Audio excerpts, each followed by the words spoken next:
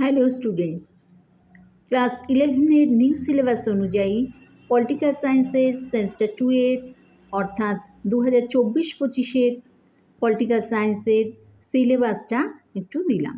এটা হলো second semester. আচ্ছা, তো এক্ষেত্রে 6টা তোমাদের ইউনিট থাকবে। 6টা ইউনিটের মধ্যে ফার্স্ট ইউনিটে রয়েছে রাজনৈতিক তত্ত্বের মূল ধারণাসমূহ। আচ্ছা, এক্ষেত্রে তোমাদের পড়তে হবে আইন, স্বাধীনতা, আইন ও স্বাধীনতার সম্পর্ক, সাম্য, স্বাধীনতা ও সাম্যের সম্পর্ক, ন্যায়, সাম্য ও ন্যায়ের সম্পর্ক, আর ক্ষমতা স্বতন্ত্রীকরণ। এটা গেল ইউনিট 1। ইউনিট 2তে তোমাদের পড়তে হবে জাতি ও জাতীয়তাবাদ। এক্ষেত্রে কি কি পড়বে দেখো, জাতি, জাতীয়তাবাদ, জাতীয় জনসমাজের উপাদানসমূহ, জাতির আত্মনিয়ন্ত্রণের অধিকার, আর জাতীয়তাবাদ সম্পর্কে রবীন্দ্রনাথের দৃষ্টিভঙ্গি। আচ্ছা, এবারে আসি থার্ড ইউনিটে। ইউনিট 3তে আছে সরকারের বিভিন্ন রূপ। এক্ষেত্রে রূপগুলোর মধ্যে পড়বে গণতন্ত্র, কর্তৃত্ববাদ আর সর্বনিয়ন্ত্রণবাদ। আচ্ছা, এবারে আসি ইউনিট 4। ইউনিট 4-এ আছে সমসাময়িক ভারতীয় রাষ্ট্রচিন্তা, নির্বাচিত চিন্তাবিদগণ। আচ্ছা, এক্ষেত্রে দেখো তোমরা পড়বে মহাত্মা গান্ধী, স্বামী বিবেকানন্দ, নেতাজি সুভাষচন্দ্র বোস আর মৌলানা আবুল কালাম আজাদ।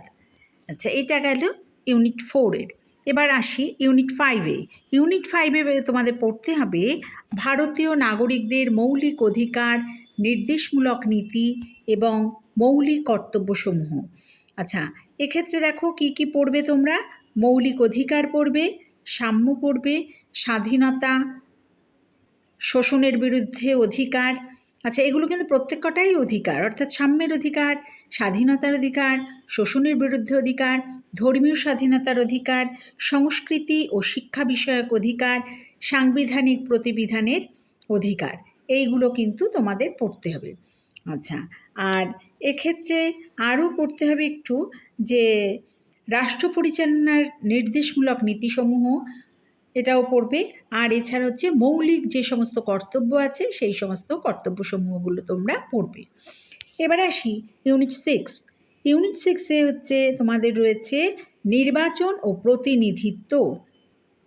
এক্ষেত্রে তোমাদের পড়তে হবে ভারতের নির্বাচন পদ্ধতি, ভারতের সর্বজনীন প্রাপ্তবয়স্কের ভোটাধিকার, আর ভারতের নির্বাচন কমিশন, আর এই নির্বাচন কমিশনের গঠন ও কার্যাবলী তোমাদের পড়তে হবে। তো এক্ষেত্রে এই 6টা ইউনিট তোমাদের পড়তে হবে। প্রত্যেকটা ইউনিটের কিন্তু আমি নম্বর বিভাজনগুলো পাশে পাশে দিয়ে দিয়েছি। যেমন এক্ষেত্রে ইউনিট 1-এ তোমাদের 8 নাম্বার পড়তে হবে। 8 নাম্বারের মধ্যে তোমাদের বড় প্রশ্ন, ছোট প্রশ্ন রয়েছে। আচ্ছা, নেক্সট ইউনিট 2-তে তোমাদের টোটাল আসবে 6 নাম্বারের।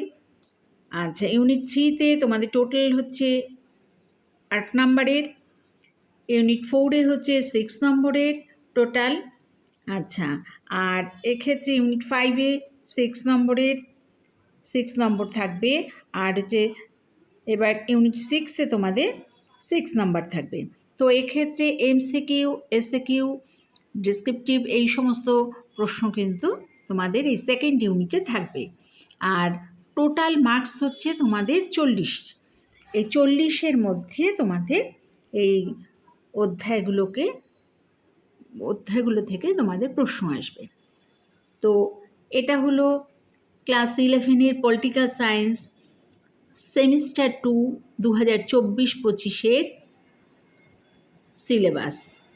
তো এই ছিল আজ আমাদের এই পলিটিক্যাল সায়েন্সের সিলেবাস।